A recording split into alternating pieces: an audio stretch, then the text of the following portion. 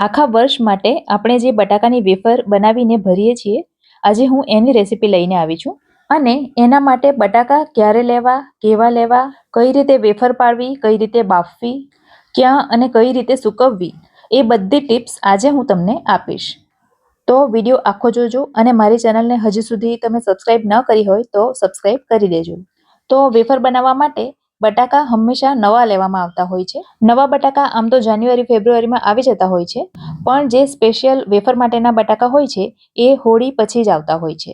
તો વેફર માટેના બટાકા હંમેશા હોળી જાય પછી જ લેવાના. અને બટાકા લેતી વખતે એ વસ્તુનું ખાસ ધ્યાન રાખવાનું કે બટાકા કડક હોવા જોઈએ, જરા પણ નરમ બટાકા લેવા નહીં. તો અહીં મેં 2.5 કિલો બટાકા લીધા છે અને સૌથી પહેલાં આપણે બટાકાની છાલ ઉતારી દઈશું. અને જેવા બટાકાની છાલ ઉતરે એવા તરત એને સીધા પાણીમાં જ મૂકવાના. જો એને તમે પાણીમાં ન મૂકો તો એ કાળા પડી જતા હોય છે, એટલે પાણી ભરેલું વાસણ સાથે જ રાખવાનું. વેફરના બટાકા ઉપરથી સાધારણ રતાસ પડતા હોય છે અને અંદરથી એકદમ પીળા નથી હોતા, સફેદ જેવા હોય છે. જો તમારા બટાકા અંદરથી પીળા નીકળશે તો એની વેફર સારી નહીં થાય. તો આ રીતે બધા બટાકા છોલાઈ ગયા પછી હવે આપણે એની વેફર પાડીશું. હવે વેફર પાડવા માટે 2-3 જાતના મશીન આવતા હોય છે. તો મારી પાસે આ પ્રકારનું એક મશીન છે, જેમાં સાદી વેફર અને કાણાવાળી કાતરી બંને પડે છે. પણ હું આજે આ મશીનથી વેફર નથી પાડવાની. મારી પાસે આ પ્રકારનું સરસ મજાનું ચોપર છે અને આ વેજીટેબલ ચોપરમાં ઘણા બધા એટેચમેન્ટ આવે છે. તો એમાં બટાકાની કાતરી માટેના 2 એટેચમેન્ટ આવે છે.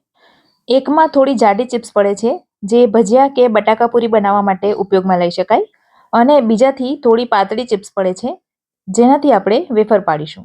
અને એના સિવાય બીજા આ પ્રકારના ઘણા બધા એટેચમેન્ટ આવે છે, જેનો ઉપયોગ હું તમને પાછળથી બતાવીશ. તો પહેલાં તો પાતળી ચિપ્સ માટેના બ્લેડને આ રીતે અંદર સેટ કરી દેવાનું અને ત્યાર પછી એને આ બોક્સની અંદર મૂકી દેવાનું. પણ એ પહેલાં આપણે એની અંદર થોડું પાણી ઉમેરી દઈશું, જેથી આપણે જે ચિપ્સ પાડીએ એ સીધી પાણીમાં પડે અને એ કાળી ન પડે.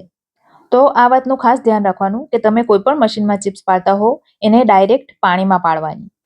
આ મશીનમાં ખૂબ જ સરળતાથી વેફર પડે છે, એકદમ સ્મૂથ માખણની જેમ વેફર પડે છે અને હાથ છોલાવાનો કે હાથમાં વાગવાનો પણ ભય રહેતો નથી.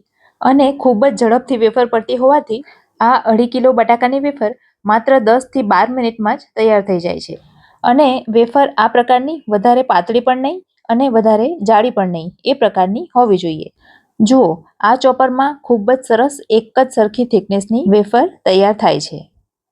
હવે તૈયાર થયેલી ચિપ્સને આપણે એક મોટા પાણી ભરેલા વાસણમાં ટ્રાન્સફર કરી દેવાની, જેથી બટાકામાંનો એક્સ્ટ્રા સ્ટાર્ચ બધો નીકળી જશે. તો આ રીતે બધા બટાકાની વેફર તૈયાર કરી દેવાની અને બધી વેફરને પાણીમાં મૂકી દેવાની. હવે આ બધી વેફરને તમે આખી રાત પાણીમાં રાખો અને સવારે બાફો તો પણ ચાલે, પણ જો તમારે એને તાત્કાલિક બાફવી હોય તો એને બીજા ચોખ્ખા પાણીના વાસણમાં ટ્રાન્સફર કરી લેવાની, જેથી વધારાનો સ્ટાર્ચ નીકળી જાય. તો હવે આપણે આ વેફરને બાફીશું. તો વેફરને બાફવા માટે એક મોટી તપેલીમાં 2 થી 3 લીટર જેટલું પાણી લઈ લેવાનું અને એમાં 4 મોટી ચમચી ભરીને સિંધવ મીઠું ઉમેરી દેવાનું. સિંધવ મીઠું જ ઉમેરવાનું એટલે ઉપવાસમાં પણ ખાઈ શકાય. અને જો તમે મોડી વેફર બનાવવા માંગતા હો તો મીઠું નહીં ઉમેરવાનું. હવે પાણી ગરમ થાય ત્યાં સુધીમાં જે વેફર આપણે પાણીમાં રાખી હતી એને આપણે એક ચાળણીમાં મૂકી દઈશું, એટલે એનું બધું પાણી નીતરી જાય. આપણી આ 2.5 કિલો વેફર છે, તો એ એક જ તપેલીમાં એક જ સાથે બફાઈ જશે. પણ જો તમારી વધારે વેફર હોય તો તમે જેટલી વેફર બાફવાનો હો એટલી જ વેફરને પાણીમાંથી બહાર કાઢવાની. હવે પાણી સરસ ગરમ થઈ ગયું છે, તો આપણે બધી કાચી વેફરને પાણીમાં ઉમેરી દઈશું. બધી વેફર આપણે ગરમ પાણીમાં ઉમેરશું એટલે ગરમ થયેલું પાણી ફરી પાછું થોડું ઠંડુ થઈ જશે. તો હવે આપણે બધી વેફરને એકવાર મિક્સ કરી લેવાની અને ત્યાર પછી ઢાંકણ ઢાંકીને એને થવા દેવાની. ઘરના ગેસ પર આટલી વેફર 5 થી 6 મિનિટમાં તૈયાર થઈ જાય છે અને તમારી પાસે જો મોટો ચૂલો હોય તો એ જલ્દી થઈ જાય છે. તો વચ્ચે વચ્ચે વેફરને ઉપર નીચે કરતા રહેવાનું અને સાચવીને તૂટી ન જાય એનું ધ્યાન રાખવાનું. વેફરને બફાતા 5 મિનિટ થઈ છે, તો હવે આપણે વેફરને ચેક કરી લઈશું. 1-2 વેફરને આ રીતે ઝારામાં લઈ અને નખથી દબાવી જોવાની. જો સરળતાથી દબાઈ જાય તો સમજવાનું કે વેફર તૈયાર છે. અને ચેક કરતી વખતે સાચવીને કરવાનું, કારણ કે વેફર ખૂબ જ ગરમ હોય છે. તો હવે વેફર સરસ રીતે બફાઈ ગઈ છે. તો ફરી પાછું આપણે એને કાણાવાળા વાડકામાં કાઢી લઈશું. સાચવીને તૂટે નહીં એ રીતે લઈ લેવાની. અને કાણાવાળા વાડકાની નીચે મેં એક સ્ટેન્ડ મૂકી દીધું છે, જેનાથી બધું પાણી નીચે નીતરી જશે. તો આ રીતે બધી વેફર બહાર કાઢી લેવાની. અને હવે આપણે વેફરને સૂકવી દઈશું. અને આપણે એને તડકામાં નથી સૂકવવાના. ઘરની અંદર જ પંખા નીચે મેં એક કોટન ચાદર પાથરી દીધી છે અને ઘરમાં જ આપણે વેફરને સૂકવીશું.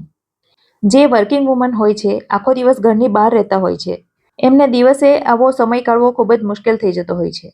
અને જો તમે અપાર્ટમેન્ટમાં રહેતા હો તો પણ ટેરેસ પર જઈને સૂકવવું પોસિબલ નથી હોતું ઘણી વખત.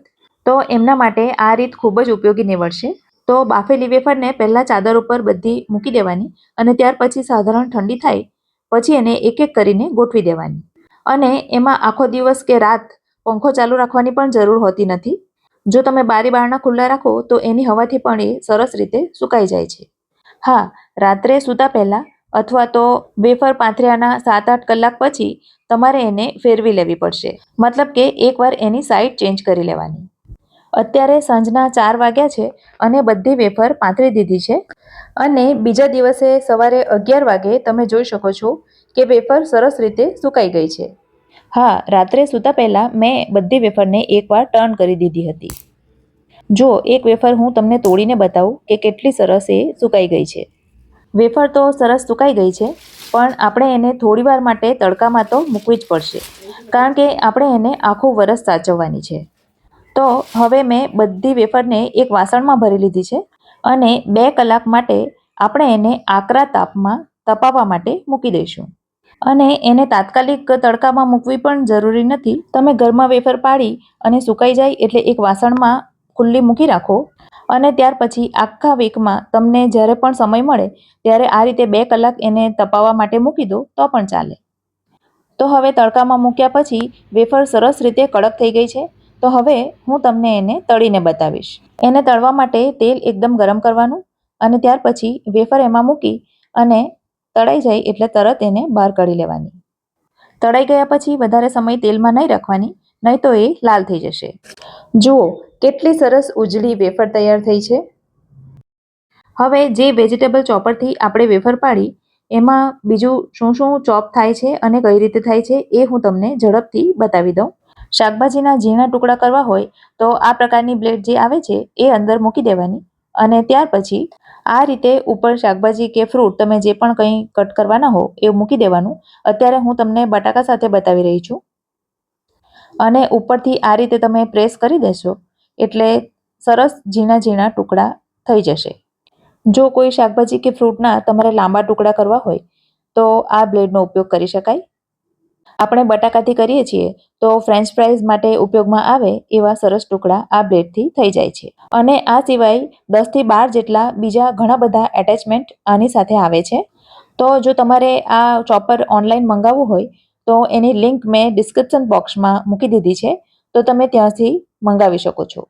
તો વેફર બનાવવાની મારી આ રીત તમને કેવી લાગી મને કમેન્ટ કરીને જરૂરથી જણાવજો. અને મારો આ વિડીયો ગમ્યો હોય તો લાઈક કરજો અને તમારા સર્કલમાં શેર કરજો.